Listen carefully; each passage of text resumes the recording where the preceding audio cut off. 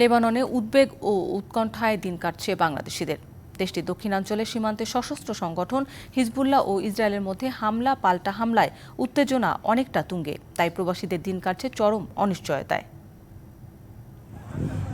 Israel Hezbollah সংঘাতের জেরে লেবাননে যে কোনো সময় বাধতে পারে 2006 সালের মতো বড় ধরনের সংঘাত।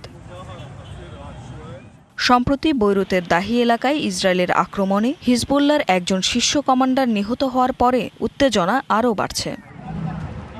চলছে হামলা ও পাল্টা হামলা। বৈরুতের আকাশেও দেখা যাচ্ছে ইসরায়েলের যুদ্ধবিমান। এতে উদ্বিগ্ন প্রবাসী বাংলাদেশিরা ও তাদের পরিবারে আমাদের জিজ্ঞাসা করতেছে যে কোনো সমস্যা নাকি। আসলে আমরা কোনো সমস্যা নাই না, বলো না, আমরা অনেক ভালো আছি।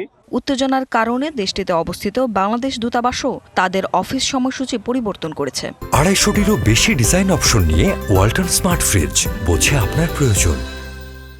সকাল 9:30 থেকে দুপুর 1টা পর্যন্ত সেবা দিচ্ছে তারা। লেবাননে এখন অনেক নতুন বাংলাদেশি আসছে। এখন যদি যুদ্ধ লাগে আমাদের সবারই ক্ষয়ক্ষতি হইব। তবে সংঘাতের প্রভাব এখনো পড়েনি রাজধানী বৈরুত সহ অন্যান্য জেলা শহরে। আগের মতোই স্বাভাবিক নিয়মে চলছে অফিস, আদালত, শিক্ষা প্রতিষ্ঠান সহ ব্যবসা বাণিজ্য। বাংলাদেশিরাও স্বাভাবিক নিয়মে নিরাপদে পূর্বের মতো কাজ করছে। বৈরুতের একটা বোমা হামলা হয়েছিল, তখন আমরা খুব ভয়ের ভিতরে ছিলাম, কিন্তু এখন বর্তমানে লেবাননের অবস্থা খুব ভালো।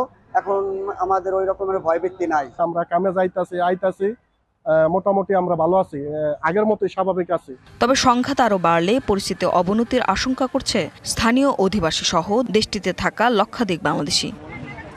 DBC news desk.